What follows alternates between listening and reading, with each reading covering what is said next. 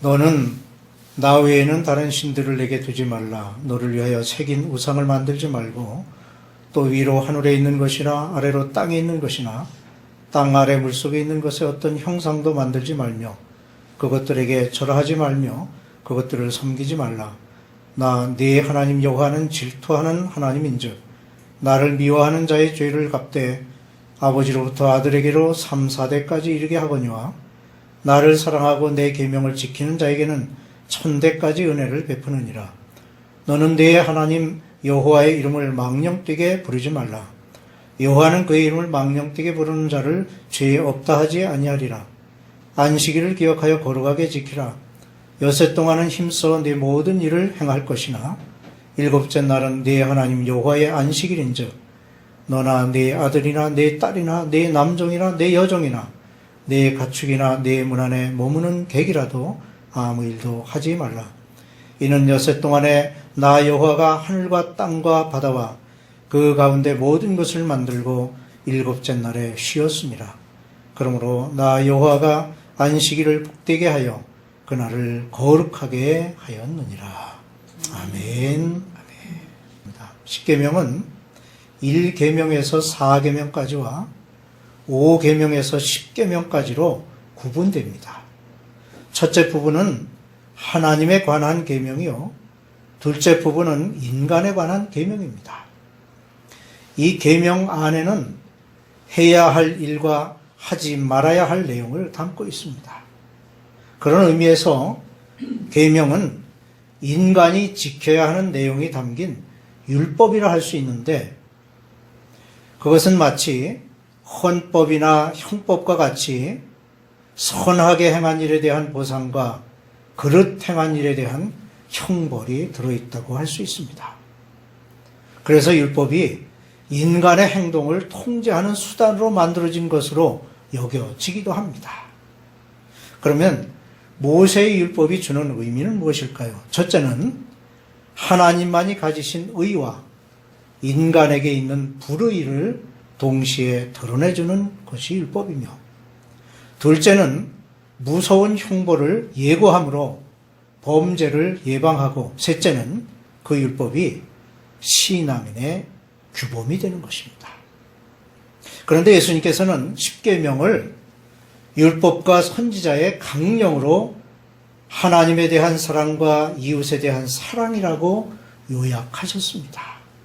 그리고 율법 전체를 사랑이라는 한 단어로 함축시키셨습니다.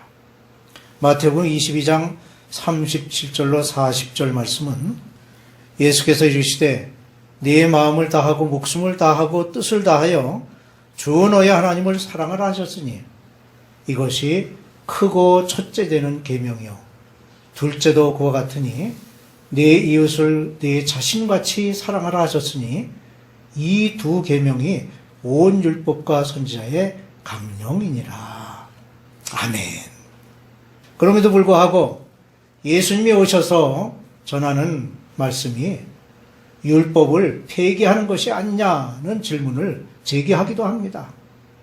하지만 예수님께서는 이 질문에 대해 분명한 답변을 주셨습니다. 마태복음 5장 17절에서 예수님은 내가 율법이나 선지자를 폐하러 온 줄로 생각하지 말라. 폐하러 온 것이 아니요 완전하게 하려 함이라고 하셨습니다. 그렇습니다. 예수님께서 오신 것은 율법을 폐하려 하심이 결코 아닙니다. 오히려 완전케 하려 하시는 것입니다. 이제 모세가 시내산에서 하나님께로부터 받은 십계명의 내용을 살펴봅니다.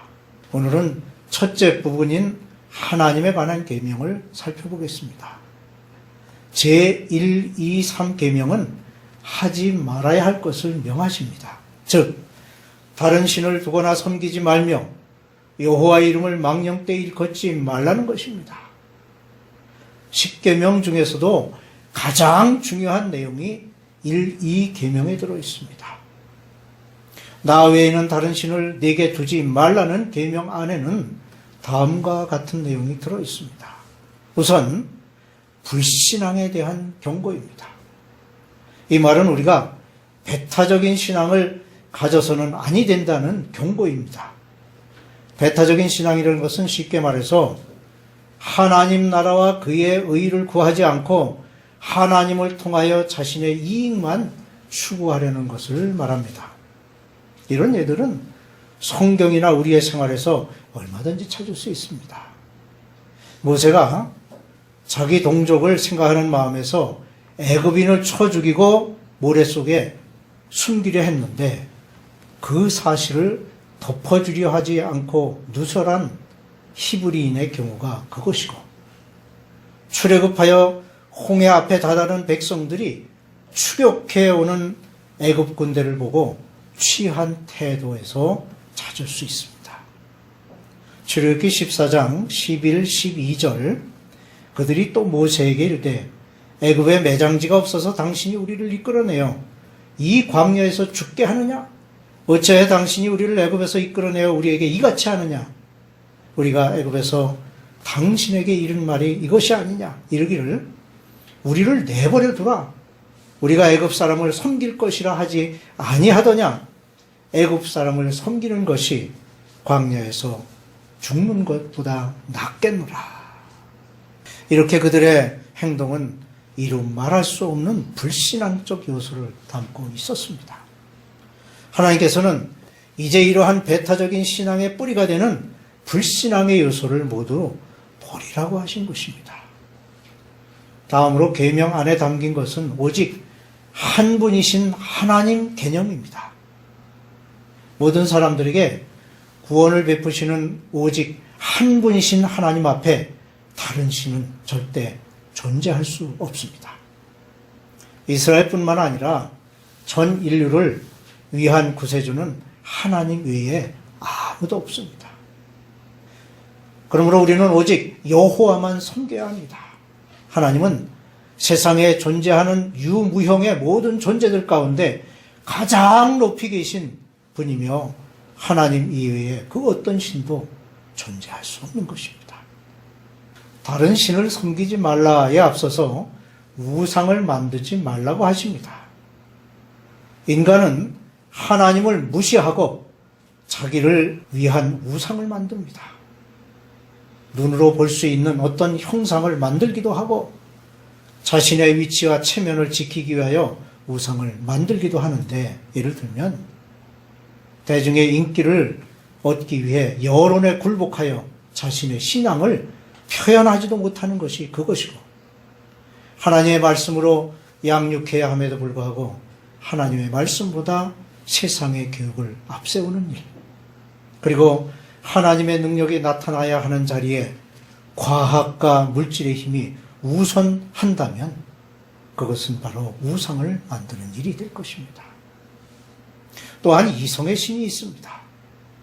인간은 하나님으로부터 창조물 중에서 유일하게 이성이라고 하는 특별한 기능을 부여받았습니다.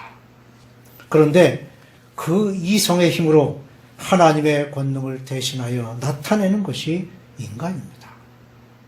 귀하게 주어진 이성의 능력에 도취되어 하나님의 능력을 믿기보다 이성이라는 다른 신을 섬기는 것이지요. 우리가 성도라고 하지만 우리 또한 하나님보다 다른 신을 섬기는 우를 범하고 있지는 않은지 살펴보아야 하겠습니다. 하나님보다 돈을 우선시하는 돈의 우상, 하나님의 능력보다 권세를 더 의지하는 권세의 우상, 그리고 하나님보다 내 자녀를 더 사랑하는 자녀 우상 등이 있습니다. 그러므로 만일 우리가 이런 것들을 버리지 못할 때 질투의 하나님은 우리가 우선시하는 그런 우상들을 깨뜨리심으로 우리로 하여금 하나님을 향하도록 하실 것입니다. 하나님께서 다른 신을 섬기는 것을 금하신 이유는 먼저 질투하시는 하나님이시기 때문입니다. 하나님의 신성은 절대 범접할 수 없는 것입니다. 하나님께서는 이 영역이 그 어떤 것에 의해 침해되거나 훼손되었을 때 결코 좌시하지 않으신다는 사실이 나 여호와는 질투하는 하나님이라는 표현 속에 잘 드러나 있습니다. 더구나 이러한 거룩하신 하나님의 신성이 보고 듣지도 못하고 말 못하는 우상과 견주게 된다는 것이 질투하시는 하나님의 진노를 일으킬 수밖에 없을 것입니다.